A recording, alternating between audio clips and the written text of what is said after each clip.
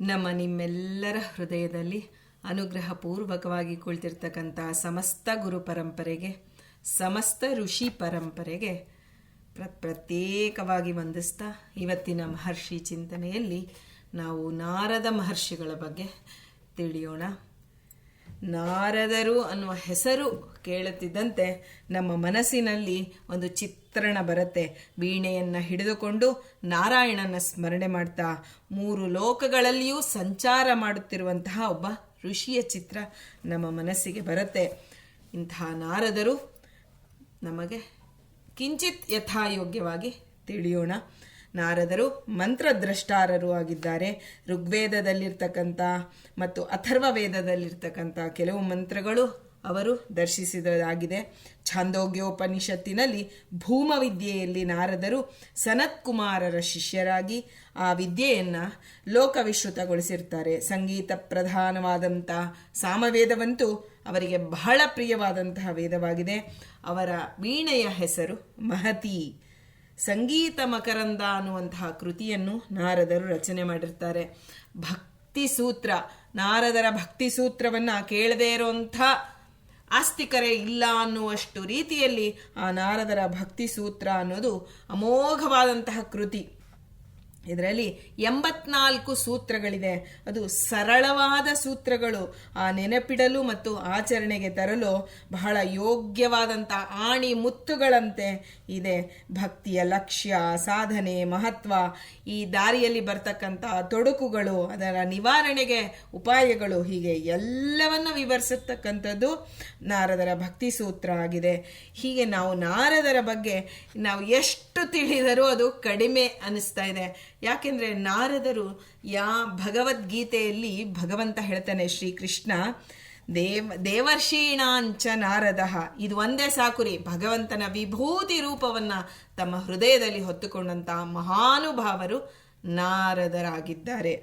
ನಾರದರು ಅಂತಂದ್ರೆ ಅವರ ಹೆಸರನ್ನ ಮೊದಲಿಗೆ ಅರ್ಥ ತಿಳ್ಕೊಳ್ಳೋಣ. ನಾರಂ ದದಾತೀತಿ ನಾರದ. ನಾರ ಅಂದ್ರೆ ಜ್ಞಾನ ಅಂತ. ಯಾವ ಜ್ಞಾನ?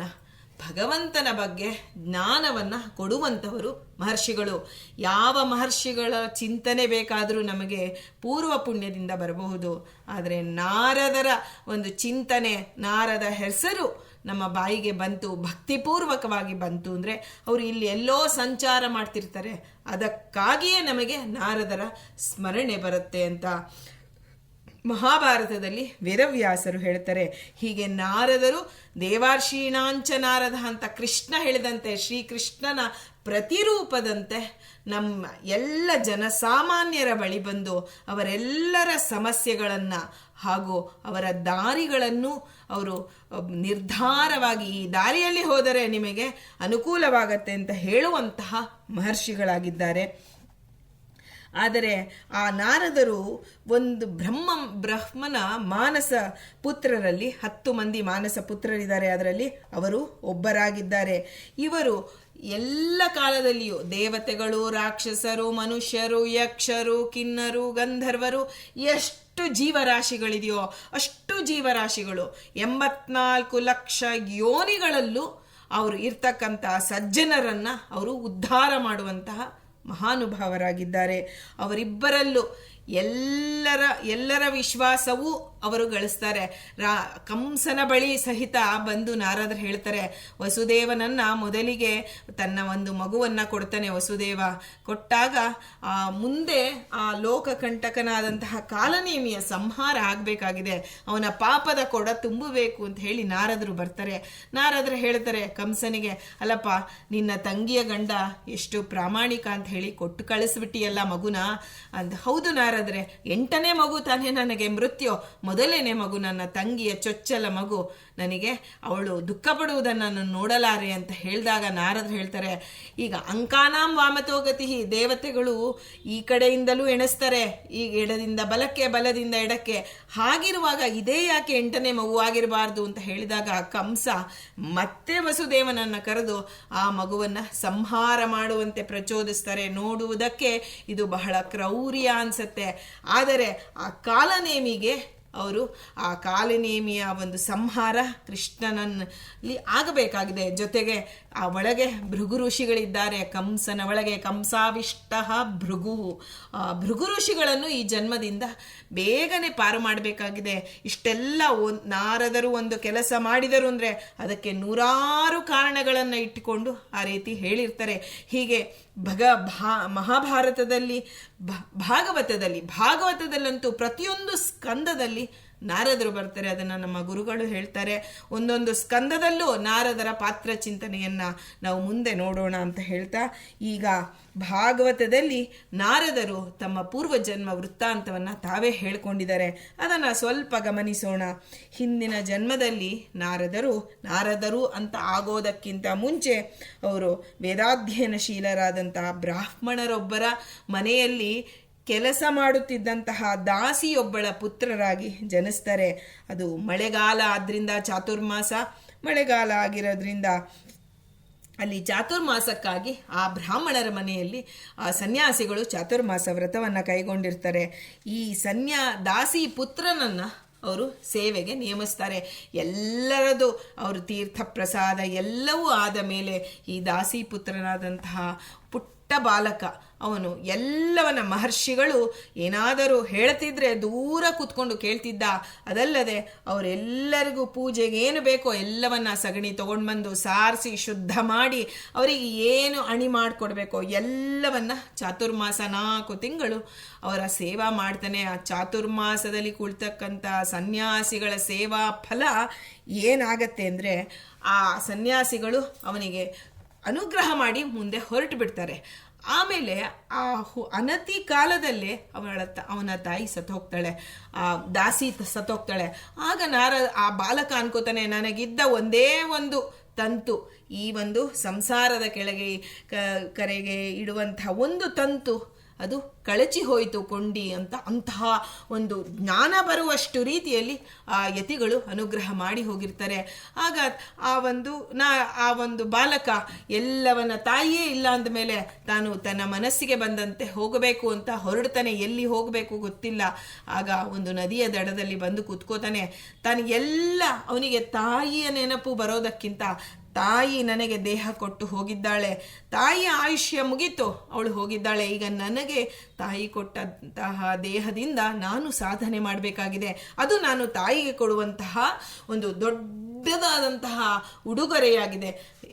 ನಾವು ತಾಯಿ ತಂದೆನೋ ವ್ಯಾಮೋಹದಲ್ಲಿ ಬಿದ್ದು ವರ್ಷಾನುಗಟ್ಟಲೆ ಅವರ ನೆನಪಿನಲ್ಲಿ ಎಲ್ಲ ಸಾಧನೆಯನ್ನು ಬದಿಗಿಟ್ಟಿರ್ತೀವಿ. ಆದರೆ ಆ ಪುಟ್ಟ ಬಾಲಕ ನನಗೆ ಕೊಟ್ಟಂತಹ ದೇಹ, ನನ್ನ ತಾಯಿ ತಂದೆಗೆ ನಾನು ಕೊಡುವಂತಹ ಒಂದು ದೊಡ್ಡ ಅತ್ಯಮೂಲ್ಯವಾದಂತಹ ಒಂದು ಏನು ಅವರಿಗೆ ನಾನು ಕೊಡಬಹುದು, ಸಂದಾಯ ಮಾಡಬಹುದು ಅಂದರೆ ನನ್ನ ಸಾಧನೆ. ಯಾಕೆಂದರೆ ಶಾಸ್ತ್ರದಲ್ಲಿ ಹೇಳ್ತಾರೆ, ತಾಯಿಗೆ 25 ಭಾಗದ ಪುಣ್ಯ. ಮಗ ಯಾವುದೇ ಒಂದು ಉಪನಯನ ಆದಂತಹ ಒಟ್ಟು ಮಗನಿಗೆ ಮಾಡಿದ ಯಾವುದೇ ಪುಣ್ಯ ಕೆಲಸದಲ್ಲಿ 25 ಭಾಗದ ಪುಣ್ಯ ತಾಯಿಗೆ ಬಂದೇ ಬರುತ್ತೆ. ಅವನು ಕೊಡಲಿ ಬಿಡಲಿ, ಅವನು ಅನ್ಕೊಳ್ಳಿ ಬಿಡಲಿ, ಬಂದೇ ಬರುತ್ತೆ ಅಂತ ಶಾಸ್ತ್ರ ಹೇಳುತ್ತೆ. ಹೀಗೆ ನಾನು ಮಾಡುವಂತಹ ಸಂಪೂರ್ಣ ಫಲ ನನ್ನ ತಾಯಿ ನನಗೆ ಕೊಟ್ಟ ದೇಹದಿಂದ ಅಂತ ಹೇಳಿ ಮಾಡ್ತಾ ಅಲ್ಲಿ ಕೂತ್ಕೋತಾರೆ, ಮರದ ಕೆಳಗೆ ಕೂತ್ಕೋತಾರೆ. ಅವರ ಮನಸ್ಸಿನಲ್ಲಿ ಚಾತುರ್ಮಾಸದಲ್ಲಿ ಸನ್ಯಾಸಿಗಳು ಆ ಕೊಟ್ಟಂತಹ ಜ್ಞಾನ ಅವರಿಗೆ ಕಣ್ಮುಂದೆ ಬರ್ತಾ ಹೋಗುತ್ತೆ. ಆದರೆ ಆ ಜ್ಞಾನದ ಬಲದಿಂದ ಪುಟ್ಟ ಬಾಲಕ ಆ ಒಂದು ಕ್ಷಣದಲ್ಲಿ ಅವನು ಒಳಗೆ ಹೋಗ್ತಾನೆ. ಮನಸ್ಸಿನೊಳಗೆ ಹೋಗಿ ಹೋಗಿ ಹೋಗಿ ಆ ಒಂದು ಭಗವಂತನ ರೂಪ ಹೀಗೆ ಮಿಂಚು ಬಂದಂತೆ ಆ ಕಂಡು ಮಾಯ ಆಗಿಬಿಡುತ್ತೆ. ವಿಲ ಒದ್ದಾಡ್ಬಿಡ್ತಾನೆ ಆ ಬಾಲಕ. ಯಾಕೆಂದ್ರೆ ಸಮಾಧಿಯ ಅವಸ್ಥೆಗೆ ಹೋಗೋದು ಸುಲಭದ ಮಾತಲ್ಲ. ಅವನಿಗೆ ಯಾವ ಯೋಗ ಪ್ರಣಾಮ ಏನೂ ಗೊತ್ತಿಲ್ಲದಂತಹ ಬಾಲಕ ಇದ್ದಕ್ಕಿದ್ದಂತೆ ಆ ಚಾತುರ್ಮಾಸದ ಸನ್ಯಾಸಿಗಳ ಅನುಗ್ರಹದ ಫಲವಾಗಿ ಭಗವಂತನನ್ನ ಮಿಂಚು ಮಾಯವಾಗಿ ಹೋಗುತ್ತಲ್ಲ, ಹಾಗೆ ಭಗವಂತನ ರೂಪ ಕಂಡು ಮಾಯವಾಗಿಬಿಡುತ್ತೆ. ವಿಲ ಒದ್ದಾಡ್ತಾನೆ ಆ ಬಾಲಕ. ನಾನು ಭಗವಂತನನ್ನ ನೋಡ್ಬೇಕು ಅಂತ ಮತ್ತೆ ಪ್ರಯತ್ನ ಪಡ್ತಾನೆ. ಸಾಧ್ಯ ಇಲ್ಲ. ಆಕಾಶವಾಣಿ ಆಗತ್ತೆ, ಈ ಜನ್ಮದಲ್ಲಿ ಅಲ್ಲ, ಮುಂದಿನ ಜನ್ಮದಲ್ಲಿ ನೀನು ಕರೆದಾಗ ಭಗವಂತ ಬರ್ತಾನೆ, ಈ ಜನ್ಮದಲ್ಲಿ ನಿನಗೆಷ್ಟೇ ಲಭ್ಯ ಅಂತ. ಆಗ ಅದನ್ನ ಇಟ್ಕೊಂಡು ಆ ಬಾಲಕ ತಾನು ಎಲ್ಲವನ್ನ ಆಯುಷ್ಯ ಎಲ್ಲವನ್ನ ತಾನು ತನ್ನ ಒಂದು ಸಾಧನೆ ಹೇಗೆ ತೋಚಿತೋ ಹಾಗೆ ಅವನು ಎಲ್ಲರಿಂದ ದೂರವಾಗಿ ಆ ಜನ್ಮವನ್ನು ಕಳೀತಾನೆ. ಹೀಗೆ ಎಲ್ಲ ಆದ ನಂತರ ಆಮೇಲೆ ಧ್ಯಾನ ಯೋಗ ಮಾಡಿಕೊಂಡು ಆ ಪರಮಾತ್ಮನ ಪಾದವನ್ನು ಹೊಂದಿ ಮುಂದೆ ಅವರೇ ನಾರದರಾಗಿ ಬ್ರಹ್ಮದೇವರ ಮಾನಸ ಪುತ್ರರಾಗಿ ಜನ್ಮ. ಹೀಗೆ ನಾರದರು ತಮ್ಮ ಅವನ ಹಿಂದಿನ ಜನ್ಮದ ಕಥೆಯನ್ನು ಅವರೇ ಹೇಳಿಕೊಂಡಿದ್ದಾರೆ. ಅದನ್ನೇ ವೇದವ್ಯಾಸರು ಇದರಲ್ಲಿ ದಾಖಲಿಸಿರೋದು ಭಾಗವತದಲ್ಲಿ. ಇವರು ತ್ರಿಲೋಕ ಸಂಚಾರಿಗಳು. ಹೀಗೆ ನಿರಂತರ ಸಂಚಾರಿಗಳಾಗೋದಕ್ಕೆ ದಕ್ಷನ ಶಾಪ ಇದಕ್ಕೆ ಕಾರಣ. ಅದರದ ಘಟನೆ ಒಂಚೂರು ತಿಳಿಯೋಣ. ಪ್ರಾಚೇತಸರು ಭಗವಂತನ ಸಂಕಲ್ಪದಂತೆ ಪುರಂಜನನ ಪುತ್ರಿಯನ ವಿವಾಹವಾಗಿ ಅವಳಲ್ಲಿ ಹೈರ್ ಎಂಬ 10,000 ಮಂದಿ ಮಕ್ಕಳನ್ನು ಪಡಿತಾನೆ. ಇವರೆಲ್ಲರೂ ಒಟ್ಟಾಗಿ ಒಂದು ಧರ್ಮವನ್ನು ಅನುಸರಿಸ್ತಾರೆ. ಅವರು ತಂದೆ ಹೇಳ್ತಾನೆ, ನೀವು ಪ್ರಜಾಭಿವೃದ್ಧಿಯ ಮಾಡ್ಕೋಬೇಕು ಅಂದಾಗ ಅವರು ಸಿಂಧೂ ನದಿ ಸಮುದ್ರದೊಡನೆ ಸೇರುವಂತಹ ಒಂದು ಜಾಗ ಇದೆ, ನಾರಾಯಣ ಸರಸ್ಸು ಅಂತನ್ನುವ ಒಂದು ಪುಣ್ಯ ತೀರ್ಥದಲ್ಲಿ ಮೊದಲಿಗೆ ತಪಸ್ಸು ಮಾಡಿ ಆ ನಂತರ ಪ್ರಜಾ ಸೃಷ್ಟಿಗೆ ಬರಬೇಕು ಅನ್ನೋದು ಹಿಂದಿನ ಕಾಲದ ಕ್ರಮ. ಹೀಗೆ ಬಂದಾಗ ಅಲ್ಲಿ ನಾರದರು ಬರ್ತಾರೆ. ಆ ಹೈರ್ಹಯ್ಯರನ್ನ ಕುರಿತು ಹೇಳ್ತಾರೆ, ಕರ್ಮ ಮಾರ್ಗದಲ್ಲಿ ಹೋಗುವಂಥ ಜೀವ ಅಂದರೆ ಕರ್ಮ ಮಾರ್ಗದಲ್ಲಿ ಹೋಗುವಂತಹ ಜೀವ ಗುಹೆಯಲ್ಲಿ ಹೇಗೆ ಒಬ್ಬ ಗುಹೆಯಲ್ಲಿ ಪ್ರವೇಶ ಮಾಡ್ತಾನೋ ಅಲ್ಲೇ ಸಿಕ್ಕಿ ನರಳಬೇಕೆ ಹೊರತು ಅವನು ಅದರಿಂದ ಆಚೆ ಬರೋಕ್ಕೆ ಸಾಧ್ಯ ಇಲ್ಲ. ಗುಹೆ ಅಂದರೆ ಒಂದೇ ಬಾಗಿಲು ಇರುತ್ತೆ ರೀ, ಅದ್ರ ಒಳಗೆ ಹೋಗ್ಬೋದು, ಆದರೆ ಅದನ್ನ ಹಿಂದಿನ ಬಾಗಲು ಹಿತ್ತಲ ಬಾಗಿಲು ಇರೋದಿಲ್ಲ. ಅದರಲ್ಲಿ ಮುಖ್ಯ ದ್ವಾರ ಅಷ್ಟೇ. ಹೇಗೆ ಒಳಗೆ ಹೋದವನು ಮತ್ತೆ ಆ ಬಾಗಲಿಂದ ಅವನು ಹೊರಗೆ ಬರಬೇಕೆ ಹೊರತು ಅಲ್ಲಿಯೇ ಇದ್ದು ಇನ್ನೊಂದು ಪ್ರಪಂಚವನ್ನ ಸೃಷ್ಟಿ ಮಾಡ್ಕೊಳಕ್ಕಾಗಲ್ಲ ಅಂತ ಉಪದೇಶ ಮಾಡಿದ್ರು. ಗುಹ್ಯಾರ್ಥವಾದಂತಹ ಈ ಮಾತುಗಳನ್ನು ಕೇಳಿ ಅವರು ಸನ್ಯಾಸಿಗಳಾದರು. 10,000 ಜನರು ಸನ್ಯಾಸಿಗಳಾದರು. ಹೀಗೆ ದಕ್ಷ ತನ್ನ ಪತ್ನಿಯಾದ ಪಾಂಚಜನಿಯಲ್ಲಿ ಶಬಲಾಶ್ವರೆಂಬ 1,000 ಮಕ್ಕಳನ್ನು ಮತ್ತೆ ಪಡಿತಾನೆ. ಆ ಪಡೆದಾಗ ಅವರು ಮತ್ತೆ ಅಣ್ಣಂದಿರಂತೆ ತಪಸ್ಸು ಮಾಡ್ತೀವಿ, ಆ ನಂತರ ಬರ್ತೀವಿ ಇಂದಾಗ ನಾರದರು ಮತ್ತೆ ಬರ್ತಾರೆ. ಮತ್ತೆ ಅವರಿಗೂ ಅದೇ ಪ್ರಶ್ನೆ ಕೇಳಿದಾಗ ಅವರು ಸಹೋದರರ ಮಾರ್ಗವನ್ನು ಅನುಸರಿಸಿ ಅವರು ಸನ್ಯಾಸಿಗಳಾಗಿ ಹೋಗ್ತಾರೆ. ಆಗ ದಕ್ಷನಿಗೆ ಬಹಳ ಒಂದು ಮನಸ್ಸಿನಲ್ಲಿ ಒಂದು ಕೋಪ ಬಂದಂಗಾಗತ್ತೆ. ಆಗ ನಾರದರಿಗೆ ಹೇಳ್ತಾನೆ, ನೀವು ಒಂದು ಕಡೆ ನೆಲೆ ನಿಲ್ಲದಂತೆ ಆಗಲಿ, ಸದಾ ನೀವು ನಿರಂತರವಾಗಿ ನೀವು ಚಲನೆ ಮಾಡ್ತಾ ಇರಿ, ಯಾವಾಗಲೂ ನೀವು ಆ ಒಂದು ಯಾತ್ರೆಯನ್ನು ಮಾಡ್ತಾ ಇರಿ ಅಂತ ಹೇಳಿ ಶಾಪ ಕೊಟ್ಬಿಡ್ತಾನೆ. ಆ ಶಾಪವನ್ನು ಪ್ರೀತಿಯಿಂದ ನಾರದರು ಸ್ವೀಕರಿಸಿ ನಿತ್ಯ ನಿರಂತರ ಸಂಚಾರಿಗಳಾದರು. ಆಮೇಲೆ ದಕ್ಷ ಹೆಣ್ಣು ಮಕ್ಕಳನ್ನ ಪಡಿಬೇಕು ಅಂತ ಹೇಳಿ ಆಮೇಲೆ ಗಂಡು ಮಕ್ಕಳನ್ನ ಪಡೆದ್ರೆ ನಾರದರು ಮತ್ತೆ ಬಂದು ಸನ್ಯಾಸಿಗಳನ್ನಾಗಿ ಮಾಡ್ತಾರೆ ಅಂತ ಹೇಳಿ ಹೆಣ್ಣು ಮಕ್ಕಳಿಂದ ಪ್ರಜಾ ಸೃಷ್ಟಿ ಮುಂದುವರಿಸ್ತಾನೆ ಅಂತ ನಾವು ಕೇಳ್ತೀವಿ. ಹೀಗೆ ಆದಿಕವಿಯಾದಂತಹ ವಾಲ್ಮೀಕಿ ರಾಮಾಯಣವನ್ನ ಬರಿಬೇಕಾದ್ರೆ ಅದಕ್ಕೆ ನಾರದರೇ ಕಾರಣರಾಗ್ತಾರೆ. ಹೀಗೆ ಮಹಾಭಾರತದಲ್ಲೂ ಸಹಿತ ಅನೇಕ ಪರ್ವಗಳಲ್ಲಿ ಅನೇಕ ಕಡೆ ಮೊದಲಿಗೆ ಪ್ರಾರಂಭದಲ್ಲಿಯೇ ನಾರದರ ಚಿಂತನೆ ಬರುತ್ತೆ. ಕೊನೆಯಲ್ಲೂ ನಾರದರು ಆದಿಯಲ್ಲಿ, ಮಧ್ಯದಲ್ಲಿ, ಅಂತ್ಯದಲ್ಲಿ ಎಲ್ಲ ಪರ್ವಗಳಲ್ಲಿಯೂ ನಾರದರ ಚಿಂತನೆ ಇದೆ. ದ್ರೌಪದಿ ಸ್ವಯಂವರದಲ್ಲಂತೂ ಅರ್ಜುನ ಮತ್ಸ್ಯ ಯಂತ್ರವನ್ನು ಭೇದಿಸಿ ಕುಂತಿಯ ಅಪೇಕ್ಷೆಯಂತೆ ಪಾಂಡವರು 5 ದ್ರೌಪದಿಯನ್ನು ಮದುವೆ ಆಗ್ತಾರೆ. ಆಗ ಹಸ್ತಿನಾವತಿಗೆ ಬಂದಾಗ ಭೀಷ್ಮ ಮತ್ತು ಧೃತರಾಷ್ಟ್ರರ ನಿರ್ಣಯದಂತೆ ಪಾಂಡವರಿಗೆ ಅರ್ಧ ರಾಜ್ಯ ಸಿಗತ್ತೆ. ಅವರು ಇಂದ್ರಪ್ರಸ್ಥವನ್ನ ರಾಜಧಾನಿಯನ್ನಾಗಿ ಮಾಡಿಕೊಂಡು ರಾಜ್ಯಭಾರ ಪ್ರಾರಂಭ. ಇದಕ್ಕೂ ನಾರದರೇ ಕಾರಣ. ನಾರದರು ಭೀಷ್ಮಾಚಾರ್ಯರು ಹಾಗೂ ಧೃತರಾಷ್ಟ್ರರ ಬಳಿ ಬಂದು ಹೇಳ್ತಾರೆ, ನೀವು ಅವರಿಗೆ ರಾಜ್ಯವನ್ನ, ಪಾಂಡು ನಿನ್ನ ತಮ್ಮ ಆದ್ರಿಂದ ಅವನ ಮಕ್ಕಳಿಗೆ ನೀನು ರಾಜ್ಯ ಕೊಡಬೇಕು ಅಂತ. ಈ ಸಮಯದಲ್ಲಿ ನಾರದರು ಬಂದು ಎಲ್ಲಿ ಇಂದ್ರಪ್ರಸ್ಥರ ಇದಕ್ಕೆ ಬರ್ತಾರೆ. ನಾರದರು ಪಾಂಡವರನ್ನ ನೋಡಿ ಅವರನ್ನು ಹರಸಿ ಅವರ ಸತ್ಕಾರವನ್ನ ಸ್ವೀಕರಿಸಿ ಅವರಿಗೆ ಒಂದು ಆಖ್ಯಾನ ಹೇಳ್ತಾರೆ. ಸುಂದೋಪಸುಂದರು ಅಂತನ್ನೋ ಸೋದರರಿದ್ರು, ಅವರು ರಾಕ್ಷಸರಾಗಿದ್ರು. ಅವರು ತಪಸ್ಸು ಮಾಡಿ ವರ ಪಡೆದು ಬಲಶಾಲಿಗಳಾಗಿ ಮೆರೀತಿದ್ರು. ದೇವತೆಗಳಿಗೂ ಬ್ರಾಹ್ಮಣರಿಗೂ ಋಷಿಮುನಿಗಳಿಗೂ ಇವರ ಉಪಟಳ ತಡೆಯೋದಕ್ಕೆ ಅಸಾಧ್ಯ ಆದಾಗ ಎಲ್ಲರೂ ಬ್ರಹ್ಮದೇವರಲ್ಲಿ ಮೊರೆ ಇಡ್ತಾರೆ. ಆಗ ಅಲ್ಲಿ ತಿಲೋತ್ತಮೆ ಎಂಬ ಒಬ್ಬ ಅಪ್ಸರೆಯನ್ನು ಸೃಷ್ಟಿಸಿ ಬ್ರಹ್ಮ ಅವರ ಬಳಿಗೆ ಕಳಿಸ್ತಾನೆ. ಆಗ ಸುಂದೋಪಸುಂದರು ಆ ತಿಲೋತ್ತಮೆಯ ಒಂದು ರೂಪಾತಿಶಯಕ್ಕೆ ಮನಸೋತು ಅವಳನ್ನು ಪಡಿಬೇಕು ಅಂತ ಹೇಳಿ ಪೈಪೋಟಿಗಿಳಿದು ಒಬ್ಬರು ಪರಸ್ಪರವಾಗಿ ಕಾದಾಟ ಮಾಡಿಕೊಂಡು ಅವರು ಇಬ್ಬರು ತಾವು ಮರಣ ಹೊಂದುತ್ತಾರೆ. ಒಂದು ತಿಲೋತ್ತಮೆ, ಒಂದು ಹೆಣ್ಣಿಗಾಗಿ ಅವರು ಪರಸ್ಪರ ಕಾದಾಟ ಮಾಡಿದ್ರು. ಆದರೆ ಇದರ ನೀತಿ ಏನು ಅಂದರೆ, ಈ ದ್ರೌಪದಿಯಲ್ಲಿ 5 ಸ್ತ್ರೀಯರಿದ್ದಾರೆ. ಅದನ್ನು ವೇದವ್ಯಾಸ ದೇವರು ದೃಪದ ಮಹಾರಾಜನಿಗೆ ಸಾಕ್ಷಾತ್ತಾಗಿ ತೋರಿಸಿದ್ದಾರೆ. ದ್ರೌಪದಿಯಲ್ಲಿ 5 ಜನ ಸ್ತ್ರೀಯರಿದ್ದಾರೆ. ಒಬ್ಬ ಸ್ತ್ರೀಗೆ 5 ಜನ ಅಲ್ಲರಿ, 5 ಜನಕ್ಕೆ 5 ಜನ ಮದುವೆ ಆಗಿತ್ತೆ. ಇದನ್ನು ನಾವು ಶ್ರೀಮದಾಚಾರ್ಯರ ಭಾಷ್ಯದ ಇದರಲ್ಲಿ ನಾವು ಅರ್ಥ ಮಾಡಿಕೊಳ್ಳಬೇಕಾಗಿದೆ. ಈ ಕಥೆಯನ್ನು ನಾರದರು ಹೇಳ್ತಾರೆ, ಇದನ್ನು ನಾನು ಯಾಕಪ್ಪ ನಿಮಗೆ ಪಾಂಡವರಿಗೆ ನಿಮಗೆ ಹೇಳ್ತೀನಿ ಅಂದರೆ, ಪಾಂಚಾಲನ ನೀವು ಪುತ್ರಿಯನ್ನ ನೀವು 5 ವರಿಸಿದ್ದೀರಾ, ಅದರಿಂದ ನಿಮಗೆ ಅವಳು ಧರ್ಮಪತ್ನಿಯಾಗಿದ್ದಾಳೆ. ಒಡನೆ ನೀವು ಒಬ್ಬೊಬ್ಬರು 1 ವರ್ಷಗಳ ಕಾಲ ಸುಂದೋಪಸುಂದರಂತೆ ಜಗಳ ಆಗೋದು ಬೇಡ ಅಂತ ಹೇಳಿ ನೀವು ಒಂದು ಸ್ಪಷ್ಟ ನಿಯಮವನ್ನು ರೂಪಿಸಿಕೊಳ್ಳಿ ಅಂತ ಹೇಳಿ ನಾರದರು ಕೊಟ್ಟ ಸಲಹೆ ಇದು.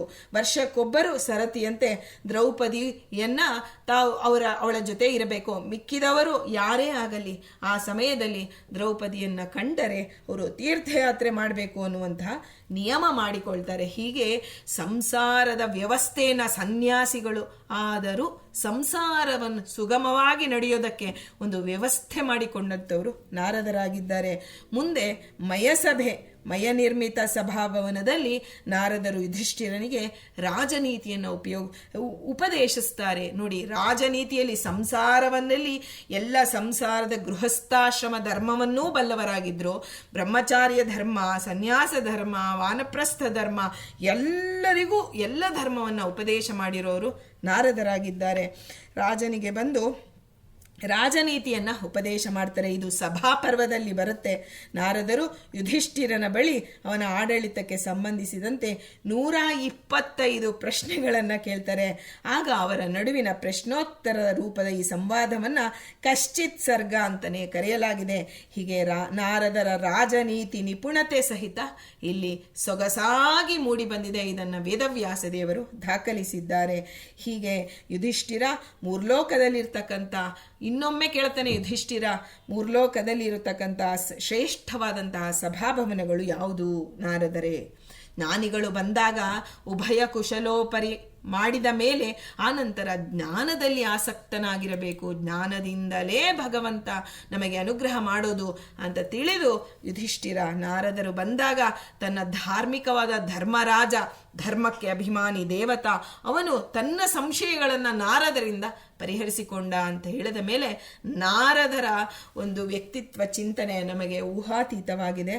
ಹೀಗೆ ಅವನು ಕೇಳಿದಂತೆ ಸಭಾಭವನಗಳನ್ನು ವರ್ಣನೆ ಮಾಡ್ತಾ ನಾರದರು ಇಂದ್ರಸಭಾ, ಯಮಸಭಾ, ವರುಣಸಭಾ, ಬ್ರಹ್ಮಸಭಾ ಹೀಗೆ ಎಲ್ಲವನ್ನ ವರ್ಣನೆ ಮಾಡ್ತಾ ಬಂದು ನಮ್ಮ ತಂದೆ ಎಲ್ಲಿದ್ದಾರೆ ಅಂತ ಯುಧಿಷ್ಠಿರ ಪ್ರಶ್ನೆ ಮಾಡ್ತಾನೆ. ಯಾವ ಸಭೆಯಲ್ಲಿ ಇದ್ದಾರೆ ನಮ್ಮ ತಂದೆ ಅಂದಾಗ ಪಾಂಡು ಮಹಾರಾಜರು ಯಾವ ಸಭೆಯಲ್ಲಿದ್ದಾರೆ? ಯಮಸಭೆಯಲ್ಲಿ ಇದ್ದಾರಪ್ಪ. ಅವರೇ ನನಗೆ ಹೇಳಿ ಕಳಿಸಿದ್ದಾರೆ, ನಾನು ಇಂದ್ರನ ಸಭೆಗೆ ಹೋಗಬೇಕಾದ್ರೆ ನನ್ನ ಮಕ್ಕಳು ರಾಜಸೂಯ ಯಾಗವನ್ನು ಮಾಡಿ ಅದರ ಫಲವನ್ನು ನನಗೆ ಕೊಟ್ಟರೆ ನಾನು ಇಂದ್ರ ಸಭೆಗೆ ಹೋಗ್ತೇನೆ ಎಂದಾಗ ಆಗ ಆ ಸ್ಫೂರ್ತಿ ಬರುತ್ತೆ ಯುಧಿಷ್ಠಿರನಿಗೆ. ನನ್ನ ನಾರದರ ಒಂದು ಸಲಹೆಯಂತೆ ನಾವು ಈ ಒಂದು ಯುಧಿಷ್ಠಿರ ರಾಜಸೂಯ ಯಾಗ ಮಾಡೋದಕ್ಕೂ ನಾರದರೆ ಪ್ರೇರಕರಾಗಿದ್ದಾರೆ. ಹೀಗೆ ಮುಂದೆ ಬರೀ ರಾಜಸೂಯ ಯಾಗ ಅಲ್ಲ, ಮುಂದೆ ದ್ಯೂತ, ಅನುದ್ಯೂತ, ವನವಾಸ, ಕುರುಕ್ಷೇತ್ರ ಎಲ್ಲ ಯುದ್ಧಗಳಿಗೂ ನಾರದರು ಸೂತ್ರಧಾರಿಗಳಂತೆ. ಅದು ಧಾರ್ಮಿಕವಾಗಿ ಕೃಷ್ಣನ ಚಿತ್ತ ಏನಿತ್ತೋ ಹರಿವಾಯುಗಳ ಚಿತ್ತದಂತೆ ನಾರದರು ಎಲ್ಲರನ್ನು ಪ್ರಚೋದಿಸಿ ಅವರವರ ಕಾರ್ಯದಲ್ಲಿ ಅವರವರನ್ನು ತೊಡಗಿಸ್ತಾ ಇದ್ರು. ಹಿಂದೆ ನಾವು ಕೇಳಿದ್ವಿ, ಸತ್ಯವಾನ್ ಸಾವಿತ್ರಿಯ ಕಥೆಯಲ್ಲಿಯೂ ನಾರದರ ಪ್ರಸ್ತಾಪ ಬರುತ್ತೆ. ಸಾವಿತ್ರಿ ತಾನೇ ಸ್ವತಃ ವರಶೋಧ ನಡೆಸಿ ಸತ್ಯವಾನನನ್ನು ಮೆಚ್ಚಿ ಹಿಂತಿರುಗ್ತಾಳೆ. ಆಗ ನಾರದರು ಅಲ್ಲಿ ಸಭೆಗೆ ಆಗಮಿಸಿರ್ತಾರೆ. ಆಗ ಅವ್ರು ಹೇಳ್ತಾರೆ, ಸಾವಿತ್ರಿ ಸತ್ಯವಾನ್ ಅಲ್ಪಾಯುಷಿ ಅಂತಂದಾಗ ಅವಳು ಹೇಳ್ತಾಳೆ, ನಾನು ಮನಸಾವರಿಸಿ ಬಿಟ್ಟಿದ್ದೇನೆ, ಅಲ್ಪಾಯುಷಿಯಾಗಲಿ ದೀರ್ಘಾಯುಷಿಯಾಗಲಿ ನಾನು ಅವನನ್ನೇ ಮದುವೆ ಆಗೋದು ಅಂದಾಗ ಅವಳ ದೃಢ ನಿರ್ಧಾರಕ್ಕೆ ಮೆಚ್ಚಿ ಯಮದೇವರ ಸ್ತೋತ್ರವನ್ನೆಲ್ಲ, ಯಮಧರ್ಮರಾಜನನ್ನ ಮುಂದೆ 1 ವರ್ಷಗಳ ಕಾಲ ಅವಳಿಗೆ ಸಮಯ ಇದೆ. ಹಾಗಾಗಿ ಯಮಧರ್ಮರಾಜನ ಸ್ತೋತ್ರಗಳನ್ನು ಆಗಲೇ ಅವರು ಉಪದೇಶ ಮಾಡಿಬಿಟ್ಟಿರ್ತಾರೆ. 1 ವರ್ಷ ನೀನು ಯಾವ ರೀತಿಯಲ್ಲಿ ವ್ರತ ನಿಯಮಗಳನ್ನು ಮಾಡಬೇಕು ನಿನ್ನ ಗಂಡನ ಆಯುಷ್ಯದ ಅಭಿವೃದ್ಧಿಗಾಗಿ ಅಂತ ಹೇಳಿ ಆ ಸಾವಿತ್ರಿ ಇವತ್ತು ಯಮಧರ್ಮರಾಜನನ್ನು ಸ್ತೋತ್ರದಿಂದ ಮೆಚ್ಚಿಸಿ ಅವರಿಂದ ವರ ಪಡೆದು ತನ್ನ ಗಂಡನನ್ನು ಮರಳು ಪಡೆದ್ಲು ಅಂದರೆ ಅದಕ್ಕೆ ನಾರದರ ಅನುಗ್ರಹ ವಿಶೇಷವಾಗಿರುತ್ತೆ. ಹಿಂದೆ ಈ ಕತೆ ಸಹಿತ ಮಹಾಭಾರತದ ಸಭಾಪರ್ವದಲ್ಲಿ ಬರುತ್ತೆ. ಹೀಗೆ ಪಿಂಗಳ ಅನ್ನೋ ವೇಶ್ಯಾಸ್ತ್ರೀಯೂ ಅಷ್ಟೇ, ಅವಳು ಈ ಮಹಾಭಾರತದಲ್ಲಿ ಈ ಒಂದು ಕಥೆ ಬರುತ್ತೆ. ಹಿಂದೆ ಪಾರಂಪರಿಕವಾಗಿ ಬಂದಿತ್ತು. ಅಕ್ರೂರನ ಇದರಲ್ಲಿ ಅವಳು ಕುಬ್ಜೆ ಅಂದರೆ 3 ತ್ರಿವಕ್ರೆ ಅಂತ ಅವಳನ್ನ ಕರೀತಾರೆ. ಆ ತ್ರಿವಕ್ರೆ ಭಗವಂತನ ಅನುಗ್ರಹವನ್ನು ಪಡೆಯೋದಕ್ಕೂ ನಾರದರೆ ಕಾರಣರಾಗಿರ್ತಾರೆ. ತ್ರಿವಕ್ರೆಯ ಕಥೆ ವಿಶೇಷವಾಗಿ ಮಹಾಭಾರತದಲ್ಲಿ ಬರುತ್ತೆ. ಮುಂದೆ ಕುರುಕ್ಷೇತ್ರ ಯುದ್ಧ ಮುಗಿದ ಮೇಲೂ ಸಹಿತ ಧರ್ಮರಾಜ ಅಪಾರ ಪ್ರಮಾಣದಂತಹ ಬಂಧುಗಳ ನಾಶಕ್ಕೆ ಕಾರಣವಾಗಿದೆ ಈ ಯುದ್ಧ. ಅದರಿಂದ ಈ ರಾಜ್ಯ ನನಗೆ ಬೇಡ ಅಂತ ಆ ಒಂದು ನೋವಿನಲ್ಲಿ ಇದ್ದಾಗ ಆ ಯುಧಿಷ್ಠಿರ ಧರ್ಮರಾಜನನ್ನ ಸಮಾಧಾನ ಪಡಿಸೋದಕ್ಕಾಗಿ ನಾರದರು ಬರ್ತಾರೆ. ನಾರದರು ಬಂದು ಸೃಂಜಯನೆಂಬ ರಾಜ ಆತ ಪುತ್ರಶೋಕದಲ್ಲಿದ್ದಾಗ ತಾವು 16 ರಾಜರುಗಳ ವೃತ್ತಾಂತವನ್ನು ತಿಳಿಸಿ ಧಾರ್ಮಿಕವಾಗಿ ಸಮಾಧಾನ ಮಾಡ್ತಾರೆ. ಅಧಾರ್ಮಿಕವಾಗಿ ಸಮಾಧಾನ ಮಾಡೋರು ನಮಗೆ ಸಿಗಬಹುದು ರೀ. ನಮ್ಮ ದುಃಖದಲ್ಲಿ ಅಥವಾ ನಮ್ಮ ದಿನನಿತ್ಯದ ಸಂದರ್ಭದಲ್ಲಿ ನಾವು ದಾರಿ ತಪ್ಪಿದಾಗ ಅಥವಾ ನಮ್ಮ ಜೀವನದಲ್ಲಿ ನಾವು ಯಾವುದನ್ನು ಮಾಡಬೇಕು ಅಂತ ನಿರ್ಣಯ ತೆಗೆದುಕೊಳ್ಳೋದಕ್ಕೆ ಬರದೇ ಇದ್ದಾಗ ನಾವು ನಾರದರನ್ನ ಸ್ಮರಣೆ ಮಾಡಿದ್ರೆ ನಾರಂ ದದಾತೀತಿ ನಾರದಃ ಅಂತ ಹೇಳ್ದಂಗೆ ಧಾರ್ಮಿಕವಾದ ರೀತಿಯಲ್ಲಿ ನಮಗೆ ಸಮಾಧಾನ ಸಿಗಬೇಕಾದ್ರೆ ಅದಕ್ಕೆ ನಾರದರ ಅನುಗ್ರಹ ಬೇಕೇ ಬೇಕು ಅಂತ ನಾವು ತಿಳಿಬೇಕು. ನರಕಾಸುರ ಸಹಿತ ಅವನ ಸಂಹಾರ ಮಾಡಿದಂಥ ಕೃಷ್ಣ ಆತನ ಸೆರೆಯಲ್ಲಿದ್ದಂತಹ ರಾಜಪುತ್ರಿಯರನ್ನೆಲ್ಲ ತಾನು ಮದುವೆಯಾದ ವಿಷಯ ನಾರದರಿಗೆ ತಿಳಿಯುತ್ತೆ. ಅವರು ಅಷ್ಟು ಜನ ಪತ್ನಿಯರನ್ನ ಶ್ರೀಕೃಷ್ಣ ಹೇಗೆ ಸಂಭಾಳಿಸ್ತಾನೆ, 16,108 ಸ್ತ್ರೀಯರು ಹೇಗೆ ಸಾಧ್ಯ ಅಂತ ಹೇಳಿ ಅವರಿಗೆ ಆಶ್ಚರ್ಯ. ಅದು ಅವರ ಆಶ್ಚರ್ಯ ಅಲ್ಲ ರೀ. ನಾಳೆ ನಮ್ಮಂಥವರು ಕಲಿಯುಗದಲ್ಲಿ ಈ ಪ್ರಶ್ನೆ ಮಾಡಿಕೊಂಡು ಇದೆಲ್ಲ ಕಟ್ಟುಕತೆ, ಅದರಿಂದ ಇದು ನಂಬೋದಕ್ಕೆ ಆಗೋದಿಲ್ಲ ರೀ ಅಂತ ನಾವು ಹೇಳಬಾರದು ಅಂತ ಹೇಳಿ ಅದಕ್ಕೆ ಒಂದು ಭೂಮಿಕೆಯಂತೆ ನಾರದರು ದ್ವಾರಕೆಗೆ ಬರ್ತಾರೆ. ಅಲ್ಲಿ ಬಂದಾಗ ಒಬ್ಬ ಪತ್ನಿಯ ಮನೆಗೆ ಬಂದಾಗ ಕೃಷ್ಣ ಒಂದು ಪರ್ಯಂಕದಲ್ಲಿ ತನ್ನ ಪತ್ನಿ ಅವನಿಗೆ ಚಾಮರ ಬೀಸ್ತಾ ಇರ್ತಾಳೆ. ತಾನು ಆ ಒಂದು ಪರ್ಯಂಕದ ಮೇಲೆ ಕುಳಿತಿರ್ತಾನೆ. ನಾರದರು ಅಲ್ಲಿ ಅವನ ಆತಿಥ್ಯವನ್ನು ಸ್ವೀಕರಿಸಿ ಆ ಪತ್ನಿ ಹಾಗೂ ಅವನ ಆತಿಥ್ಯವನ್ನು ಸ್ವೀಕರಿಸಿ ಇನ್ನೊಬ್ಬ ಪತ್ನಿಯ ಮನೆಗೆ ಹೋಗ್ತಾರೆ. ಅಲ್ಲಿ ಸಹಿತ ತನ್ನ ಇನ್ನೊಬ್ಬ ಪತ್ನಿಯೊಡನೆ ಪಗಡೆಯಾಡ್ತಾ ಇರ್ತಾನೆ ಕೃಷ್ಣ. 3ನೇ ಮನೆಗೆ ಹೋದಾಗ ತನ್ನ ಮಗುವನ್ನು ಆಡಿಸ್ತಾ ಇರ್ತಾನೆ. ಇನ್ನೊಂದು ಮನೆಯಲ್ಲಿ ಕೃಷ್ಣ ಬ್ರಾಹ್ಮಣರಿಗೆ ಊಟವನ್ನು ಬಡಿಸ್ತಾ ಇರ್ತಾನೆ. ಮತ್ತೊಂದು ಮನೆಯಲ್ಲಿ ಯಾಗ ಯಜ್ಞ, ಹೀಗೆ ಅನೇಕ ಮನೆಗಳಿಗೆ ಹೋಗಿ ಹೋಗಿ ಹೋಗಿ ನಾರದರಿಗೆ, ತ್ರಿಲೋಕ ಸಂಚಾರಿಗಳಾದ ನಾರದರಿಗೆ ಸೋತು ಹೋಗುವಂತೆ ಆಗತ್ತೆ. ಆಗ ಅವರು ಎಲ್ಲ ಕಡೆಯಲ್ಲೂ ಕೃಷ್ಣ ಇದ್ದಾನಲ್ಲ, ಏಕಕಾಲದಲ್ಲಿ ಕೃಷ್ಣ ಎಲ್ಲರೊಂದಿಗೆ ಅವನಿದ್ದಾನೆ. ನಾವು ಹಿಂದೆ ಸೌಭರಿ ಮಹರ್ಷಿಗಳಲ್ಲಿ ಆ ಒಂದು ಚಿಂತನೆಯನ್ನು ಕೇಳುವಾಗ 50 ಅವರ ತಂದೆ ಬರ್ತಾನೆ, ಆ ಮಾಂಧಾತ ರಾಜ ಬಂದಾಗ ಸೌಭರಿ ಮಹರ್ಷಿಗಳು ಎಲ್ಲ ಮಕ್ಕಳು ಹೇಳ್ತಾರೆ, ಅಪ್ಪ ನಾನೇನು ತುಂಬ ಸುಖವಾಗಿದ್ದೀನಿ, ನನ್ನ ಅಕ್ಕ ತಂಗಿಯರ ಗತಿಯೇನು, ನನ್ನ ಗಂಡ ನನ್ನ ಮನೆಯಲ್ಲೇ ಇರ್ತಾರೆ. ಹೀಗೆ ನಾವಾಗ ಈ ಕೃಷ್ಣನ ಒಂದು ಇದನ್ನು ಜ್ಞಾಪಿಸ್ಕೊಂಡಿದ್ವಿ. ಈಗ ನಾವು ನೋಡಿ, ಹರಿ ವಾಯು ಗುರುಗಳ ಚರಿತ್ರೆ, ಭಗವಂತನ ಚರಿತ್ರೆಯಂತೆ ಗುರುಗಳು ಆ ಜ್ಞಾನಿಗಳು ತಮ್ಮ ಚರಿತ್ರೆ, ತಮ್ಮ ಜೀವನ ಇರುತ್ತೆ ಅನ್ನೋದನ್ನು ನಾವು ಕಾಣಬಹುದಾಗಿದೆ. ಹೀಗೆ ನಾರದರು ಎಲ್ಲರ ಮನೆಗೆ ಹೋಗಿ ಎಲ್ಲೆಡೆಯಲ್ಲೂ ಕೃಷ್ಣ ಇದ್ದಾನೆ ಅಂತ ಖಾತ್ರಿ ಪಡಿಸಿಕೊಂಡು ಪ್ರಾಯೋಗಿಕವಾಗಿ ಭಗವಂತ ಸರ್ವತ್ರ ವ್ಯಾಪ್ತ ಅಂತ ಅನ್ನೋದನ್ನು ಪ್ರಾಯೋಗಿಕವಾಗಿ ತಾವು ಅರಿತು ಪ್ರಹ್ಲಾದರಾಜನಿಗೂ ತಮ್ಮ ಶಿಷ್ಯರಾದಂತಹ ಪ್ರಹ್ಲಾದ ಖಯಾದುವಿನ ಗರ್ಭದಲ್ಲಿದ್ದಾಗಲೇ ನರಸಿಂಹನ ಉಪದೇಶವನ್ನು ಮಾಡಿರ್ತಕ್ಕಂಥವರು ಎಲ್ಲ ಭಗವಂತ ಸರ್ವತ್ರದಲ್ಲಿಯೂ ಇದ್ದಾನೆ ಅನ್ನೋದನ್ನು ಪ್ರಾಯೋಗಿಕವಾಗಿ ತಾವು ಕಂಡುಕೊಂಡು ಆನಂತರ ಶಿಷ್ಯನಿಗೆ ಉಪದೇಶ ಮಾಡಿ ಅವನು ಸಹಿತ ನರಸಿಂಹನ ಅನುಗ್ರಹಕ್ಕೆ ಪಾತ್ರನಾಗುವಂತೆ ಮಾಡಿದವರು ನಾರದರಾಗಿದ್ದಾರೆ. ಧ್ರುವರಾಜರನ್ನ ಸ್ಮರಣೆ ಮಾಡಿದ್ರು ಅಷ್ಟೇ. ಎಷ್ಟು ಪುಟ್ಟ ಬಾಲಕರಿಗೆ ನಾರದರ ಒಂದು ಅನುಗ್ರಹ ಆದ ಮೇಲೆ ಅವನಿಗೆ ವಾಸುದೇವ ರೂಪಿ ಭಗವಂತ ಅನುಗ್ರಹ ಮಾಡಿದ್ದು. ಅವರಿಂದಲೇ ಅವನು ವಾಸುದೇವ ಮಂತ್ರ ಉಪದೇಶ ಪಡೆದು ಭಗವಂತನ ಅನುಗ್ರಹ ಪಡೆದ ಅಂತ ಕೇಳ್ತೀವಿ. ಹೀಗೆ ಕೃಷ್ಣನ ಲೀಲೆಯನ್ನು ಕಣ್ಣು ತುಂಬಿಕೊಂಡು ಧನ್ಯರಾದುದಲ್ಲದೆ ಆ ಮಹಿಮಾನ್ವಿತರಾದಂತಹ ಕಥೆಯನ್ನು ಲೋಕಕ್ಕೆಲ್ಲ, ತ್ರಿಲೋಕ ಸಂಚಾರಿಗಳು ಎಲ್ಲ ಲೋಕಕ್ಕೆ, ಒಂದೊಂದು ಲೋಕಕ್ಕೆ ಹೋದಾಗಲೂ ತಮ್ಮ ಎಲ್ಲ ಒಂದು ಅನುಭವವನ್ನು, ಪ್ರಾಯೋಗಿಕ ಅನುಭವವನ್ನು ಹೇಳಿ ಭಗವಂತನ ಮಹಿಮೆಯನ್ನು ಸಾರ್ಥಕ ಅಂತವರು ನಾರದರಾಗಿದ್ದಾರೆ. ಲೋಕದ ಹಿತ ಸಾಧನೆಗೆ ಹೊರಟಿರ್ತಾರೆ. ಸಂಚಾರ ಮಾಡೋದು, ನಾವು ಸಂಚಾರ ಮಾಡ್ತೀವ್ರಿ, ನಾರದರು ಸಂಚಾರ ಮಾಡ್ತಾರೆ ಅಂದರೆ ನಮ್ಮ ಸಂಚಾರದಲ್ಲಿ ಸ್ವಾರ್ಥ ತುಂಬಿದೆ. ನಮಗೆ ನೋಡಿ, ಸಂಚಾರ ನಾವು ಮಾಡಬೇಕು ಅಂದರೆ ನಮಗೆ ಏನೋ ಒಂದು ಕೆಲಸ ಬೇಕಾಗಿದೆ, ನಾವು ಮನೆಯಿಂದ ಹೊರಗೆ ಹೋಗ್ತೀವಿ.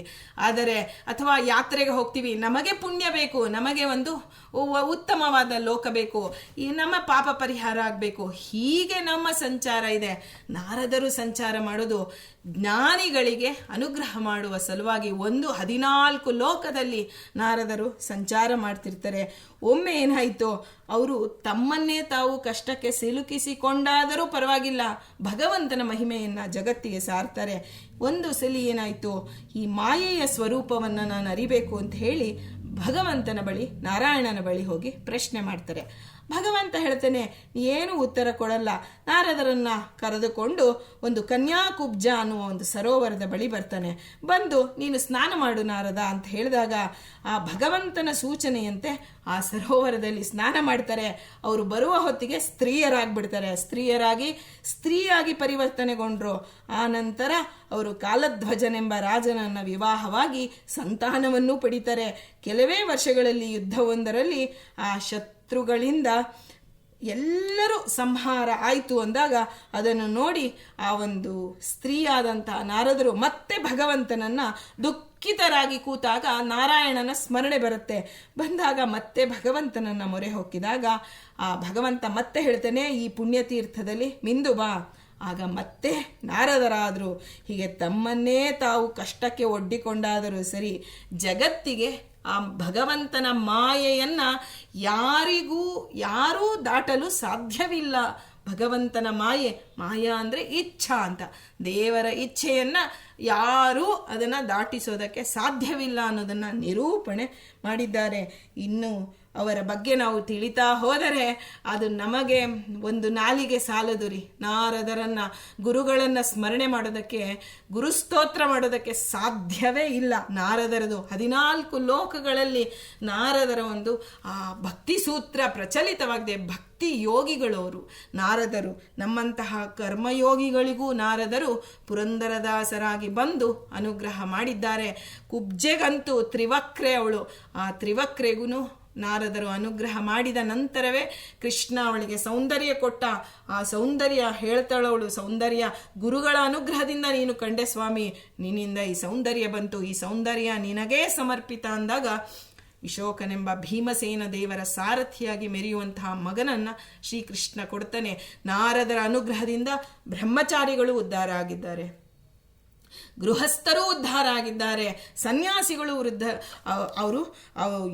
ಸನ್ಯಾಸಿಗಳು ಸಹಿತ ಅವರಿಂದ ಉದ್ಧತರಾಗಿದ್ದಾರೆ, ವಾನಪ್ರಸ್ಥರು ಆ ಸನ್ಯಾಸಿ ಇವರಿಂದ, ನಾರದರಿಂದ ಉದ್ಧಾರ ಆಗಿದ್ದಾರೆ ಅಂತ ಹೇಳ್ತಾ, ನಾರದ ಸ್ಮೃತಿ ಅನ್ನೋದು ನಾರದ ಹೆಸರಿನಲ್ಲಿ ಇನ್ನೊಂದು ಗ್ರಂಥ ಇದೆ. ಅದು ಪ್ರಾಚೀನವಾದಂಥ ಕೃತಿ, 1000 ಶ್ಲೋಕಕ್ಕಿಂತ ಜಾಸ್ತಿ ಇದೆ.